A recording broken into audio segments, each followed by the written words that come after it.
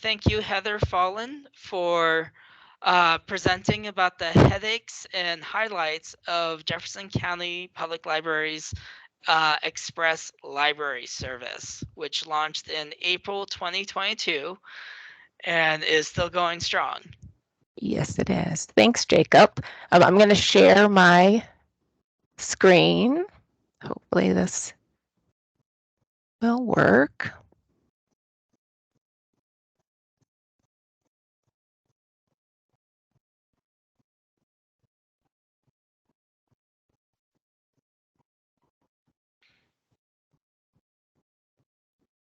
Is everyone able to see that okay? I can see it. Okay. I'm assuming. Coming through strong. Wonderful. All right. Well, welcome everyone. My name is Heather Folan. I am the Library 2 Public Services Coordinator for Jefferson County, as I said. The Express Library West Arvada, I assumed that there would be at least a couple people who didn't know what that was, and so I took the liberty of giving a little background. The Express Library, what is this beast? It is a self-service, staffless, completely staffless library location. We use Biblioteca's Open Plus technology to make it so. We do have staff that go every single day, of course, because we have to make sure the shelves are stocked, and we put out holds and process the returns bin and all of that. But we truly are a staffless library. You use your library card to unlock the door and get in and serve yourself. So the staffless library. We use the Open Plus technology, and what that includes is there's an entry panel that you use your library card in order to get in for approved users, which I'll talk about more. We have security cameras that capture the whole environment. We don't monitor them constantly, but they're always running, and we can go back retrospectively to see if anything has gone awry. We have speakers that say, we have speakers that will let you know when we're about to close, and we're able to customize the messages as well in case like there's a hailstorm like we had the other day. And then we have people count is what it's called. It's an occupancy. It counts the people who come in, and it also caps. We have a 25 capacity cap. It's not a very big building. It's a little over 1,500 square feet and located in a strip mall. So it's not very big, and so it caps at 25, so we don't go over and get in trouble with the fire marshal.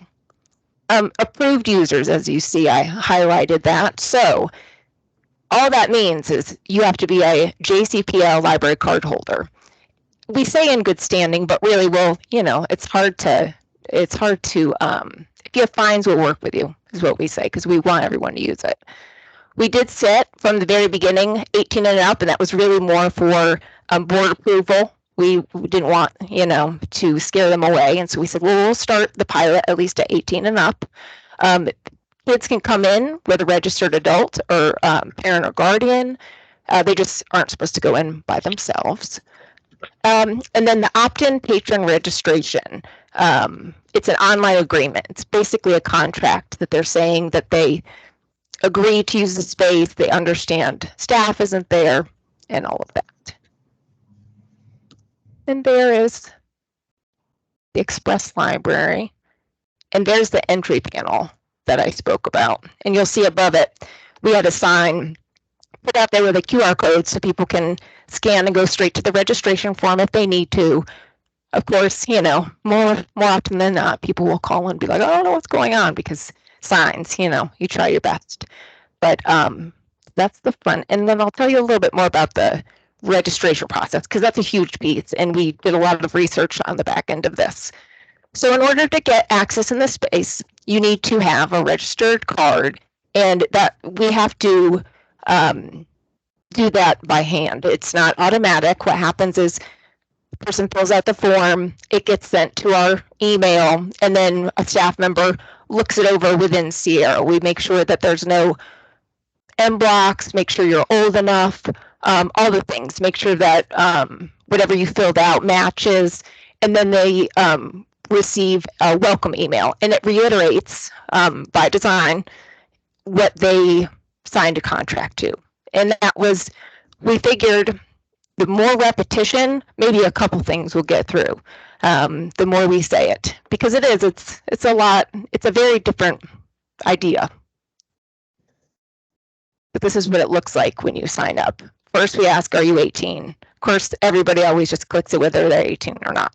But it goes to the next form, and you can't see that very well. But the expectations that we have on there, beyond the normal library expectations, you're saying that you understand there's no staff on site. You understand that you're on camera. You're not going to let anyone come in. It's a one person unless they're under 18. So even if you want to bring your husband, they have to have a card, technically. They're supposed to have a card in order to get in. So that way we know who's in the space. We know that you know how to navigate the space and all of that. It goes on and says, don't open the door for anyone, let us know if there's anything amiss, all of that. And then at the end, they'll sign this and it goes to us. And that signing your name, that's the contract. So basically, if anything goes awry and we do have to reach out, we'll remind someone, well, you did sign it. You said you would stick to this. So safety measures, because it is a staffless space. We're not on there. But I like to say it is the safest library in the world because there's so many layers. We all know we work in public libraries. Like there's a lot of things that can go on in a public library. So the library itself is not, safe per se. But this library, you have to first have a card. Then you have to have a registered card. Then you go in, when you scan your card, you go into space, we know that you're in the space, and we have cameras. So if we looked, we could see who was in the space and what they did. So you'd really have to be committed to, causing some chaos to choose this library of all libraries to start some business. So the other safety measures that we kept in mind, so the security camera, like we said, with off-site monitoring. We have a telephone on site. It only dials to 911 or our call center. That's one of the things that we wanted to start this pilot, even though technically we could be 24 hours a day, 7 days a week. One of the caveats similar with 18 and over is we wanted to start the pilot matching our hours. So that way, if anyone experienced any issues on site, they could just call our call center, and call center could either problem solve with them or they could send to us, the library TU department. Now, this software, the OpenPlus software, is used by several other libraries to extend their hours on an existing location. And when they do that, they don't generally, as far as I know, they don't have a call center. It's just sort of like you recognize that when you go in, something might go wrong, you're going to have to wait until the library opens. So that was sort of just another layer of, we're really trying to make sure that this is a safe, we've thought of everything. So we matched our open hours, and so that way they can call. We made sure we had big, large windows. We made sure that there was the sight lines were clear, and you could see everything on the camera. The only thing that's not on the camera is bathrooms, of course. The loudspeaker, and opt-in registration. So we thought of all those. And so the services we offer, we wanted as holistic of a library experience as possible. We do have Holds lockers. We do have a lending machine.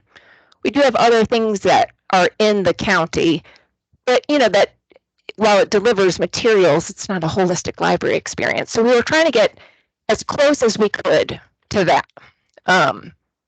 Within the parameters that we wanted it to happen quickly. This was an area, Northwest Arvada was identified by our facilities department that it was a rapidly growing area and very underserved. And we had put our Holds locker out that way, and it was doing really well. But they knew that we needed to have something more. And so we decided to how can we do this? We've been trying to work on a South County library for what, Jacob, a decade. It's been a while. So we knew we wanted to do something a little quicker, and this idea was quicker. And so Northwest Arvada is where we went, and yeah, I don't know. I can't remember where my train of thought, so I'm going to keep going. So services offered at this library. We wanted it to be more holistic. So we have Holtz Pickup. We have a curated collection of highly popular materials that you can browse and borrow. We have a self-checkout. We have 2 patron computers. We have a printer, copier, scanner, fax machine, public Wi-Fi, 24/7 access to external returns bins, and we eventually wanted to do programming. That was our goal.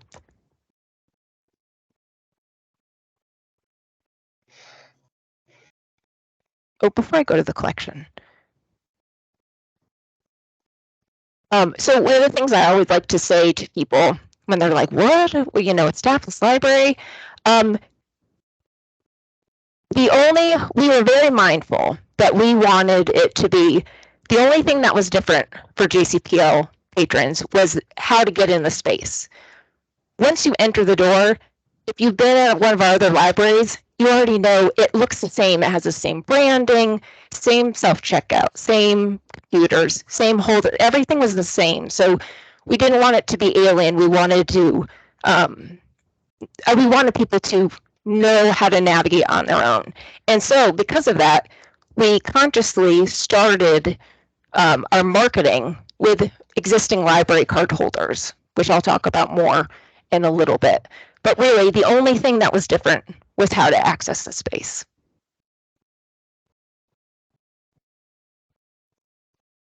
Oh, and so I just wanted to talk a little bit more about the collection, because that is a huge piece. It is a highly popular, we call it Top Picks and Lucky Day. It's all like the hot stuff, you know, that has like a list of 400 people long. So we have a curated collection, and as you can see, it has a little sticker on it, Lending and Express Collection. That's our lending machine, and then the Express Library. We wanted to make sure that we had good stuff in there. We were hoping that people would sign up just to go get a book that they saw that was on the shelves. So in order to do that, we wanted to make sure that, things are actually on the shelf. And so we made it a non-floating collection. We made sure that it always came back to us. It didn't go to one of the other libraries, since we share a collection with all the libraries. We made it non-holdable, non-renewable, first come, first serve, and people can find it in the catalog. All right, highlights from year one. This is where it gets a little bit, you can tell I threw some things together. So first of all, what does success look like? We had to define what it looked like ahead of time to show the board. Our objective was we want to add more public service hours for the library. We want to provide a convenient library location in a timely manner to an area that has an identified need. Like I said, it was a very populated area. And we wanted to provide more holistic library service than just, say, a Holtz locker or a lending machine. And so we said initially, success looks like daily visits 65 to 100 and daily searches 100 to 150. We came about that by looking at our smaller locations and sort of, we really we didn't know. I remember being like, this is arbitrary. Like, we don't know what success looks like. And so, but we needed a number. And so we just looked at Wheat Ridge is one of our smaller locations, Conifer's another one. And we sort of pulled from there. We're like, all right, well, they do this, so that's what success is going to look like. So we chose those. We sent this out, like I said earlier, we sent this out intentionally to cardholders within certain zip codes around. We didn't make a big to-do. We did have a ribbon cutting with the Chamber of Commerce, but we didn't put it on our website because we didn't know. We had no idea. All of this was theoretical. We were really, we were making something. We were, putting the plane together as we were flying it. We just didn't have any clues. So we knew, let's start with people who already know how to use the library. So we're not so far in the weeds. And so, yeah, so we sent this out, let's see, April 11th, 2022, sent this out, same day we opened. So we knew the first couple days were going to be slow because people wouldn't really hear about it. But in the first 3 days, 561 patrons registered. 421 of them said they heard about it from the mailer. This was such good justification because in our system, we don't really do a lot of mailers. It's not really like something they like to do, I think, because it's so expensive. But this was so different that we're like, we really want to try this, and it was just amazing. At the 1 year mark, so this was technically, we ended the year at March 31st, 2023, just recently. We had 2,517 patrons registered to use the space. And we think that about 199 of them are brand new JCPL card holders that specifically got a card and registered for Express Library because of the Express. And we figured that out of, like, if they got a new card and immediately within the month signed up for Express Library. That's how we deduced that Express is what got them in. Alrighty. All right. So we have been open to the public 342 days, and that added 3,185 library service hours to Jefferson County. So we met one of the success measures or objectives that we wanted to add. We had 23,019 total patron visits. That's an average of 67.3 visits per day. So we met our success measure, which is very exciting because, again, arbitrary. Checkouts. Actually, we'll do circs. Circs, 41,826 for the first year. That's an average of 122.3 per day, 13.1 per hour, 1.82 per visit. For those who really want the details. But yes, we met that success measure. So that was very exciting. And we have computers and all that. All right, we're going to just keep on moving on. So the patrons, holy mackerel. Let me tell you something. Whenever Kelly is our manager of Library 2 and Express Library, her and I always joke, like, you're having a bad day, go to the Express Library. Because every single time I'm there, somebody comes in and is like, oh my God, I love this library. This is amazing. Thank you so much. Like, this is great. Just overwhelming support. And, we didn't, in the very beginning, we mindfully didn't want to be defensive because, some people are like, a library without librarians. We're like, no, of course it has librarians. Like, you can't have a library without librarians. It's just a different model. This isn't replacing the regular library. This is an addition to, because you can't get a regular library. Like, this is, just more a complementary alternative service to a full service library. So we were wondering, like, I wonder what the community is going to, say about this. And overwhelmingly, they're just really jazzed about it. They say that it's, they love the location, they love the convenience. So many people mention that it's now making them exercise because there's a lot of neighborhoods around there, so they ride their bike or they walk their dog. A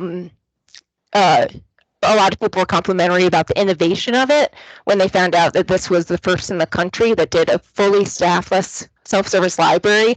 A lot of people were like, oh, I'm so proud of us, which is cool. And then the collection. We get a lot of compliments on the collection, which we spend so much time on. Lots of meetings and evaluation and statistics and all of that. I'm constantly running the numbers to see, what should we do next? What should we expand? It's our checkouts, our circs, are half and half. Half holds half of the collection. So I always run those two to see, where we are with that. But overwhelmingly, people have been super positive. And I have to say this, one of the concerns from the very beginning was, is this an ageist concept? Is this, like, I even had in my head, I was like, who's going to be the target user? I don't know why I always do this, but I'm like, the jazzy, going to work, 20-year-olds, high tech. That is not the case. Overwhelmingly over 60 all day long. I mean, I just signed up a lady who was 90.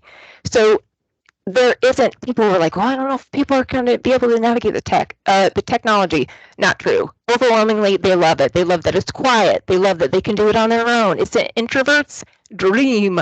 It is, just overwhelmingly. And people are using it just how we intended it, which is, if you have a bigger question, go to a regular library. This isn't it. Now, we have had a book librarian appointment there, which is awesome, and we want to do that sort of thing. But if you have a bigger issue, this is a convenience, like, gas station style, zip in, zip out, make your prints, pick up your holds, grab a new book.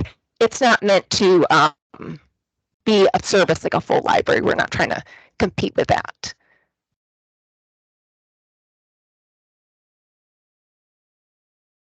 Oh, and we won the Innovative Spaces Award from Cal in 2022. You can see Jacob there in the blue shirt.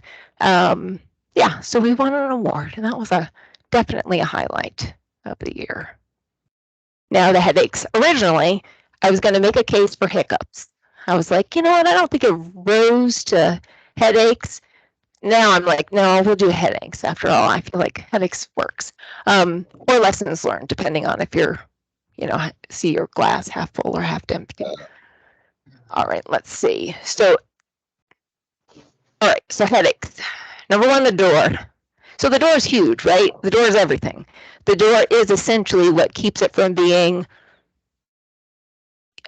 locked or unlocked. Like, that's huge. And even though we laboriously went through the process and tried to think of everything, of course, in real life, it's not the same thing as how you think it's going to go.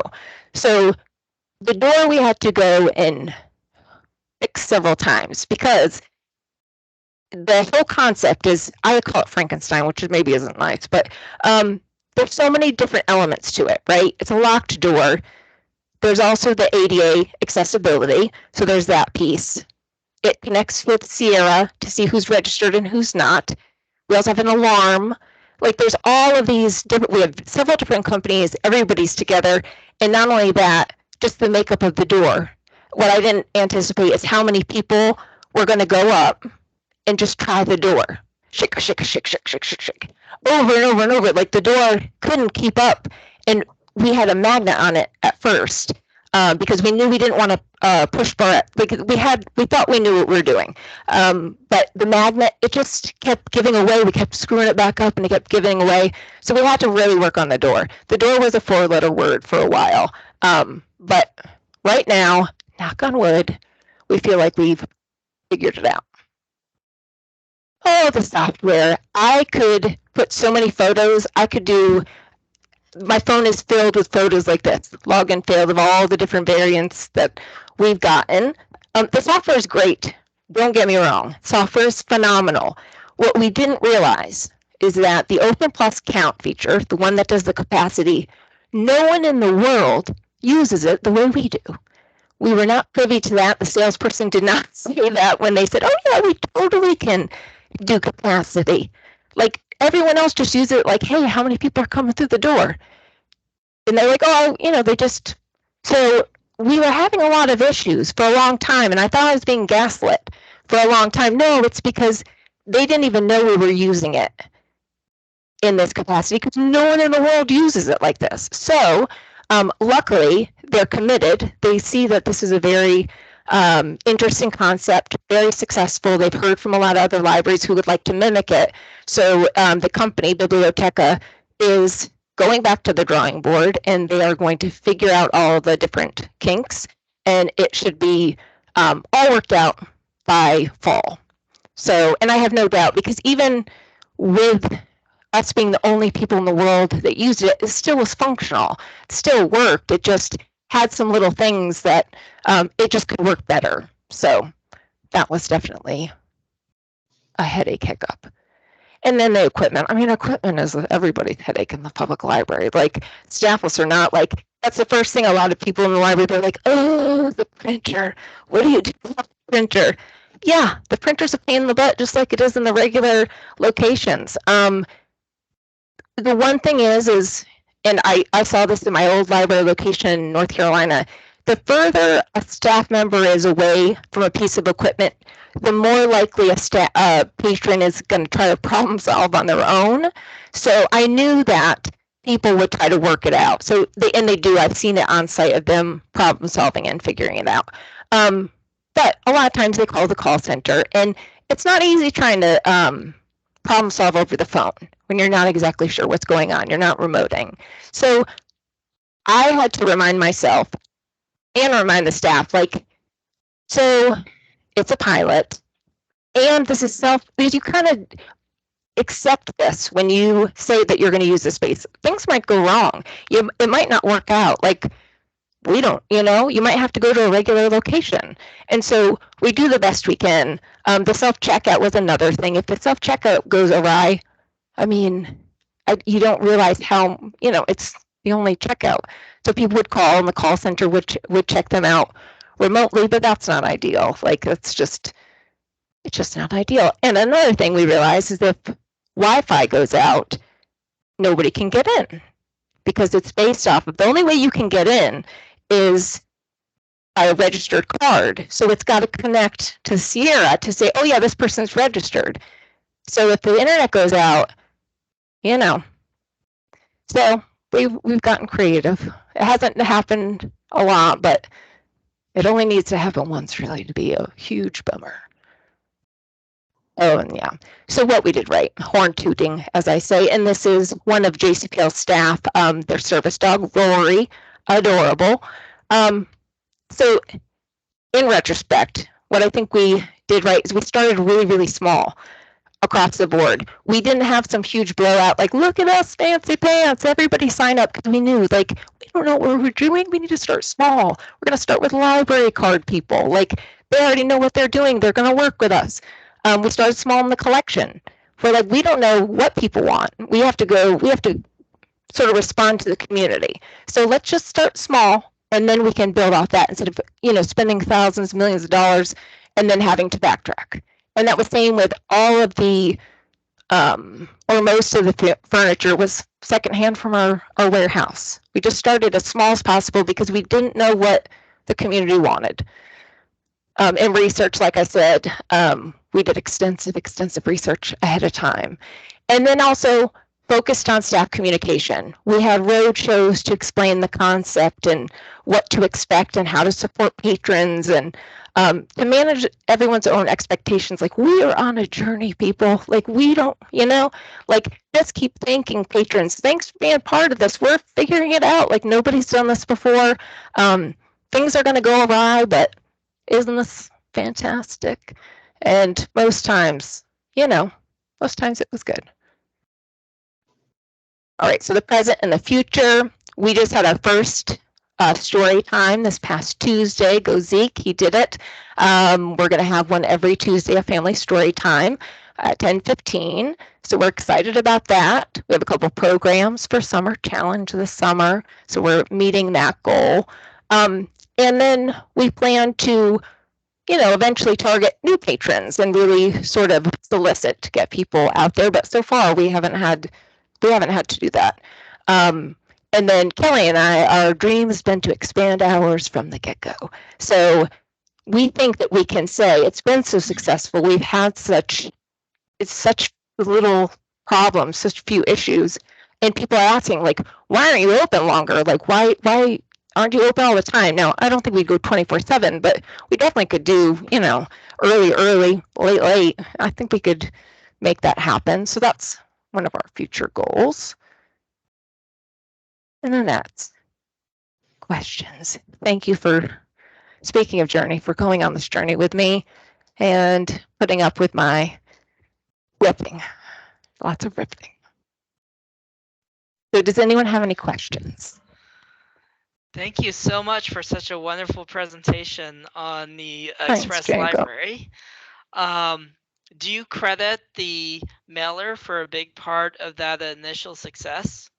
Absolutely. 100%. I mean, I feel like, yeah, I mean, mail is still a thing. Like, mail is still a thing. People still read it. I mean, people are still saying, so we sent it out over a year ago, and we have a little question at the end of the registration, like, how did you hear about this? We're still getting mailers. I'm like, I don't know how. I don't know if you put it on your cork board and you forgot about it. It's on your fridge. But yeah, it's definitely, it was a great way to reach people. So definitely. Anyone can just unmute if they want to ask their question, or they can just pop the question in the chat and I can read it out. What was the funding source for this? Like, how were you guys able to fund all of this? So we had funding dedicated to what we called alternative services, which was basically reaching people outside of library walls for whatever reason, whether they were, had any sort of access barriers. And this was an access barrier because of distance. Like, it was really far to get to a location. It was a lengthy drive. And sometimes the parking when they got there wasn't that great. And so we had, and this is above me, but we had money reserved to sort of address this underserved Northwest Arvada location. But I will say, comparatively, like, even compared to a lending machine, the cost of this, with this, like, not counting the collection, but just the cost of the lease and the software and all of that, it is fiscally sound. It is a great way. It's a great way to bring services.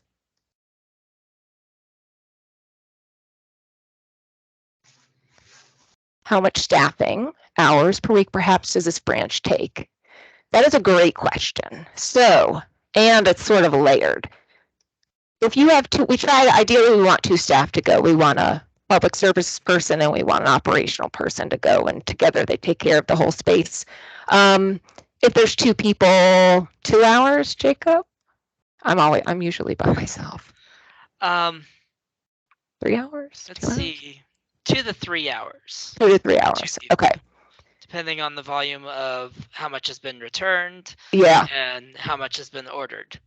Yeah, we have tons of returns. We have like, we have way more returns than we do have. So people are using that as a convenience. So that's per day. Sorry. Yeah, per day. And so someone's there every single day. Now we have gotten away with like not going one day if staff couldn't, we were short staffed. That's the beauty of this. Even when someone calls in sick, even when your vehicle breaks down or both your vehicles break down, right, Jacob? Like ours did just this past weekend. You can still say, okay, well, I don't have to go now. Nobody's expecting me. I can go. I've gone at 4 a.m. Like, you have that flexibility, which is fantastic. And as far, I would say, so that's like frontline staff, like shelving, processing, operational stuff. Then Kelly, Grayson, and I, we do a lot on the back end. We talk about collections. We're figuring out a lot of, oversight stuff, just like a typical branch. Who cleans? Oh yeah, we do have our cleaning service that comes in overnight, and they vacuum and they clean the bathroom and stuff. They have a key to get in. If only one person, would it be 4? Oh yeah. So a lot of times when I go in, it's usually just me, and I'd say at least 4 hours. But that's because people are coming in and I'm chatting and I'm like, oh, I love the Express Library, so that's on me. And then I'm like a perfectionist about. I'm like moving all the things around because I want it to look so nice. So maybe 4 hours is a little bit much. And yes. Well, I don't know. I wouldn't say questions. Jacob, you can speak to this too. Like I said, it's usually someone saying, oh my gosh, I love this place so much. Like, please don't. I mean, and it was funny because for a while there, I was like, what do we have to do to keep this forever? Like, who do I have to talk to? And so we got a comment card box, and I was like, you need to say it. Like, we need to justify this. But I swear, usually it's just like, I love this place. One lady just recently was like, this is my second home. It's the best thing that's happened to Northwest Arvada in decades. Like, people just love it. They just love it. So, and then of course you'll get a question. You're there, and they're like, "Oh, well, I got you. Can you help me with this, or how do I, do this?" Which is fun. perfectly fine. But usually if it's a longer question, somebody's got their about like unmuted. Stuff. Are there a lot of people?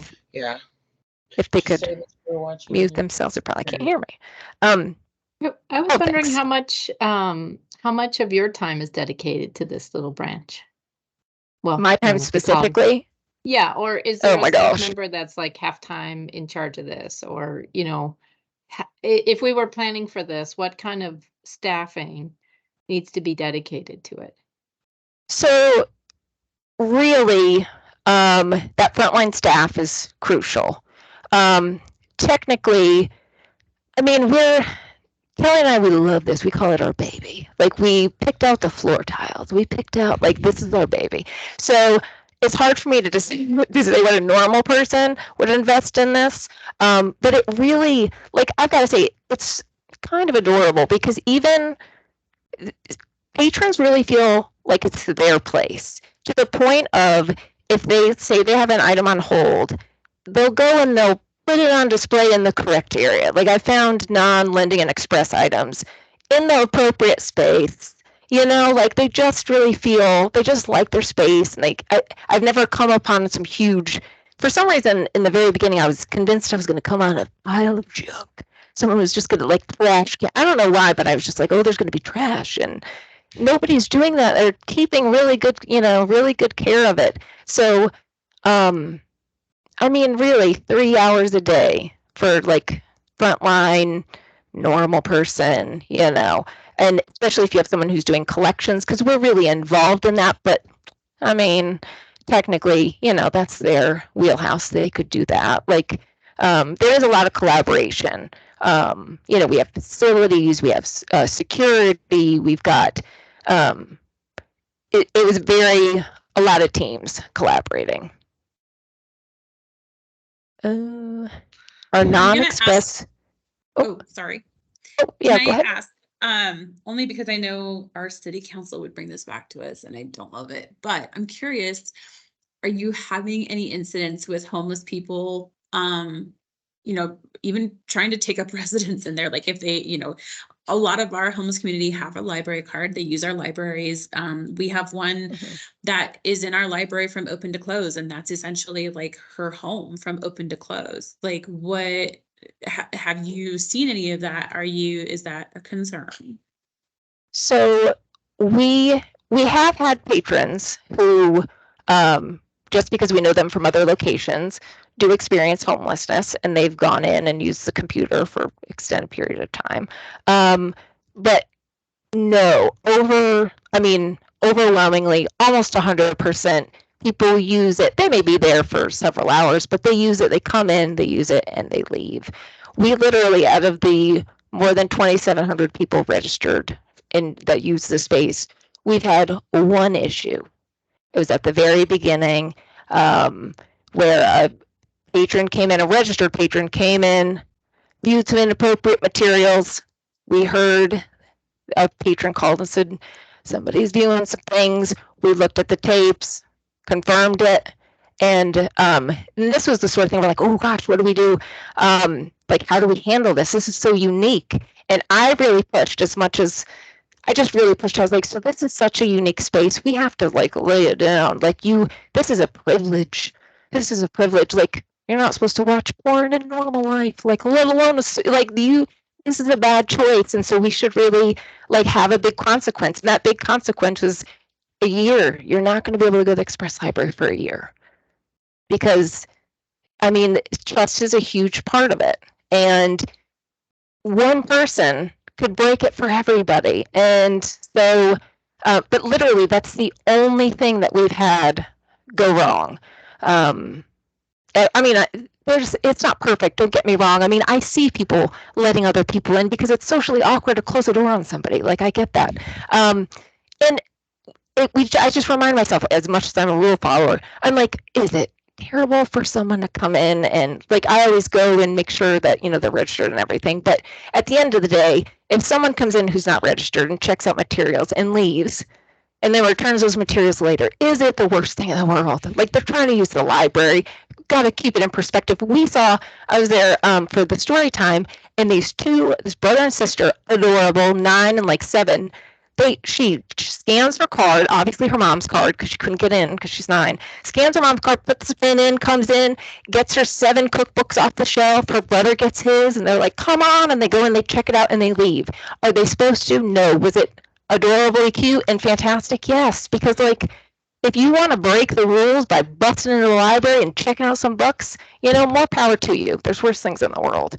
So, non-express registered customers blocked from choosing express. No, they're not. And this is kind of like we're still working this out. So we'd like for people to discover things or discover the location on the website and place holds. Because it takes a couple days to get there. Sometimes it takes a lot longer. So you can reserve an item on hold, but you have to register your card before you go. So we do occasionally have people who are like, trying at the door with the big sign that says exactly what's going on. And they're like, I don't understand. Like, I can't get in. I have a library card. And so then we just have to reiterate. So you need to register for the space. There's no staff on site. We're still working that out. Because, what do you do? Like, how many signs do you put up? How many notices? Like, I said, do we need like a shock if someone selects that as a holds pickup? Like, they need a jolt so they can realize that they need to register? Like, at what point do you just leave it to the universe for them? But yeah, so we've learned so much. It's been unbelievable. But I have to say, like, considering how much tech has gone on in this place, it is, knock on wood, unbelievable that it's been, even with the headaches and hiccups, it is pretty amazing how well this has gone, like from the get-go. All the time I'm like, ooh, this could really have gone awry. But so far so good. Right. So we're running a bit long. Thank you so much for all your questions. Does anyone have any short, quick questions we can do before we take a break?